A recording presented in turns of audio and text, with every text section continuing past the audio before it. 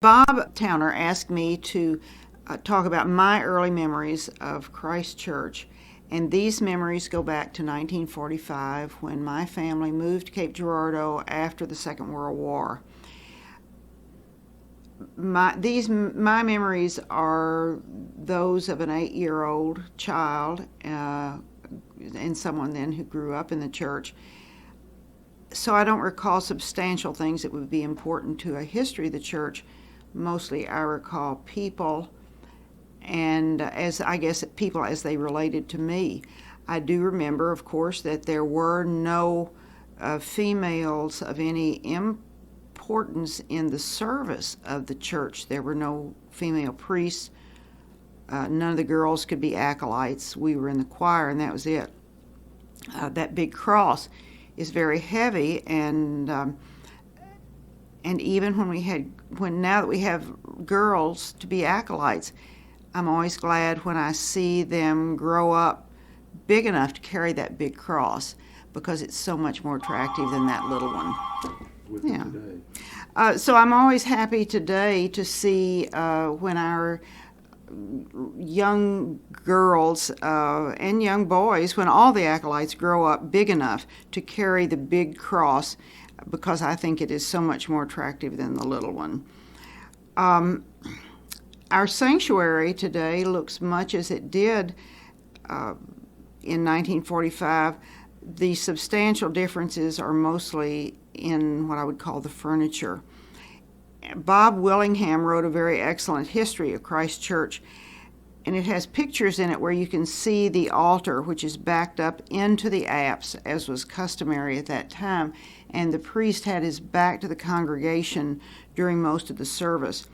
When the renovation was completed and the altar came out and was freestanding so that the priest faced the congregation, I thought the room became much lighter and airier, certainly much more user-friendly.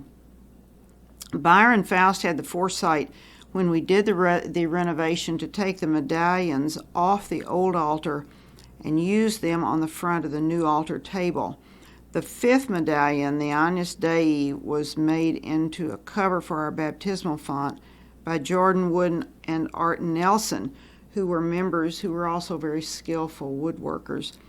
The old altar, by the way, so the story goes, came from the St. Louis World's Fair of 1904, was bought by a member of the church and brought back here. Jordan and Art used wood from that altar to make picture frames for church historical pictures. They made crosses for the acolytes and probably some other things for the church. As I've said, I mostly remember people and as they related to me, and one of the most important people I remember and such a character was Mary Reed.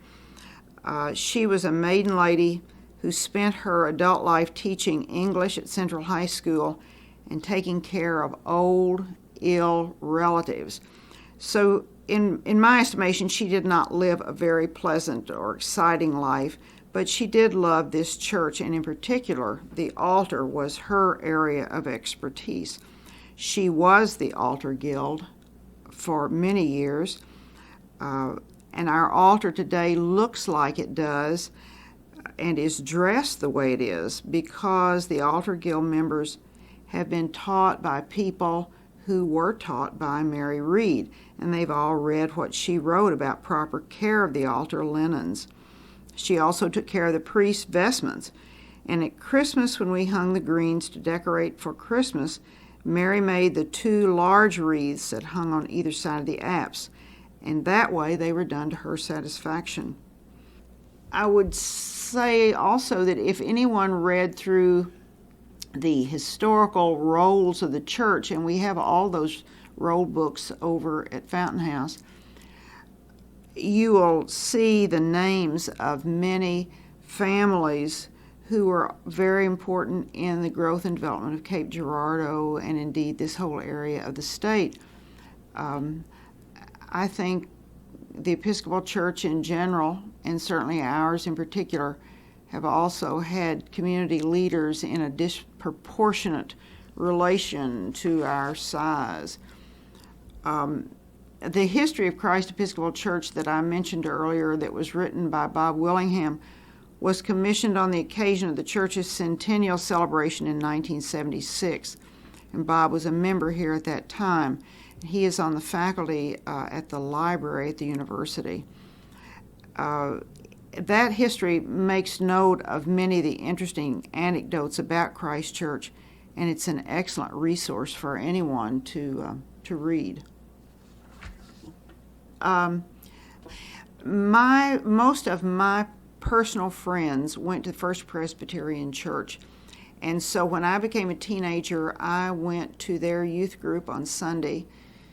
I went to their Bible school in the summer, and I went to their summer camp as a young teenager. And so I'm sure that I had confirmation, and I was confirmed. I know I did. And I know I went to Sunday school. I just don't happen to remember it. The style of worship was very different in the Episcopal Church in general up until the time we got the new prayer book. We had communion on the first Sunday of the month at 11 o'clock, at the 11 o'clock service, and the other Sundays of the month we had morning prayer. If we ever use the 1929 or 28 prayer book and do a service of morning prayer or of communion, I think most people would think it would never get over and you were never going to get up off your knees. It was a long service. It was done by the priest. There was very little interaction from the congregation. And I did a lot of mind wandering as a child in the pews. I went through the prayer book and became very familiar with it, and learned how you find Easter Sunday. And I didn't, I was in the choir, and I was just there. I don't really remember a lot about it. I loved morning prayer because we did the canticles, and I think they are a particularly beautiful part of our worship that we have unfortunately lost the use of, because we have communion every Sunday now. And we used to have two services, I do believe, all my growing up, the 8 o'clock and the 11 o'clock, or whatever times they were. I only assume that there was communion every Sunday at 8 o'clock. I don't even really know that for a fact. Before the church renovation, there were 2 or 3 short pews perpendicular to the ones where the congregation sits, and they were up the 3 steps. They were behind a little wooden fence, is for lack of a better word, and the choir sat there, and the acolytes sat there. And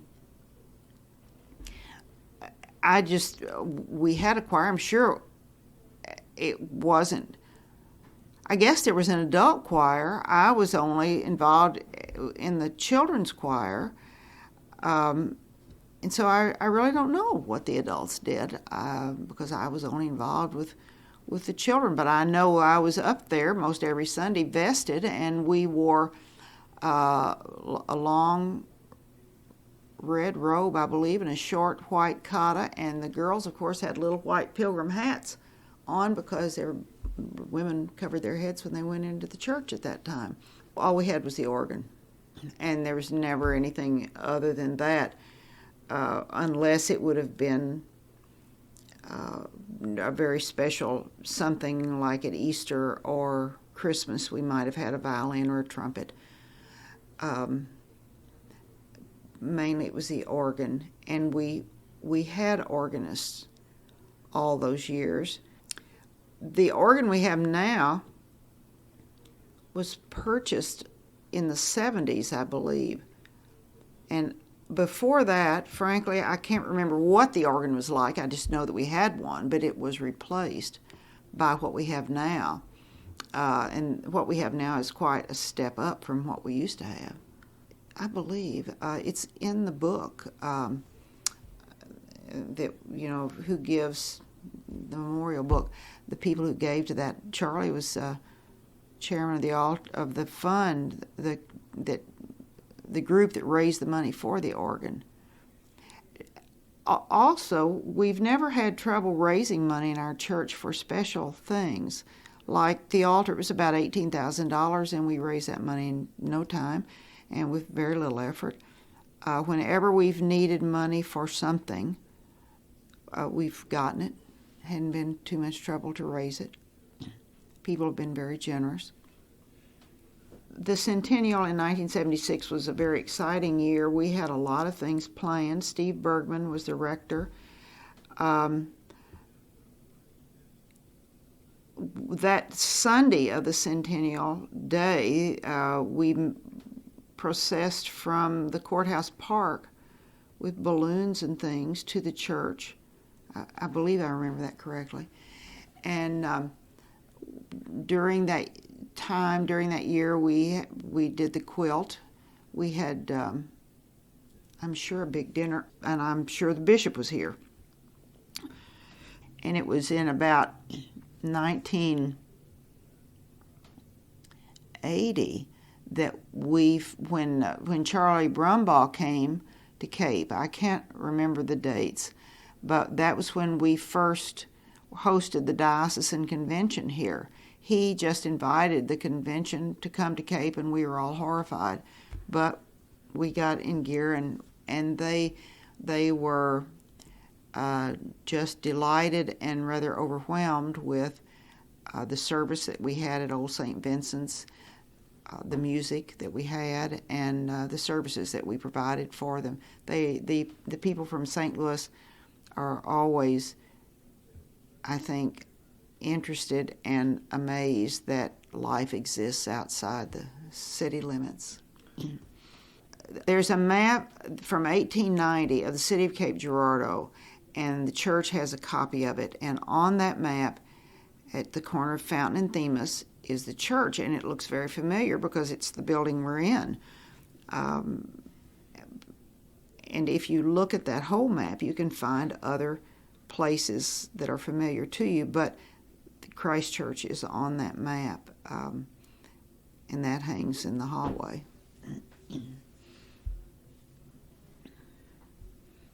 The 60s, Charlie and I were married in 1965, so I start remembering as an adult at that time. And that was a time of social upheaval in this country. The diocesan conventions were held at the cathedral, and I remember vividly going to the convention where Ida Marie Vanderbilt was given the bishop's award for good service. And at the Bishop Cadogan was the bishop. He was a wonderful rememberer of names and conductor of business meetings. And the Black Panthers and the other civil rights black groups came to that meeting expecting to be thrown out, and they came with they had guns, and no one thought that was unusual, but he invited them in and invited them to come down to the front and told them we would just be happy to have them there, and stayed, and that sort of was not what they had anticipated, and they didn't quite know how to react to that. So he got through that meeting with the least amount of trauma, but it was very traumatic, I will tell you, to have these people wandering about the cathedral with guns. It was scary.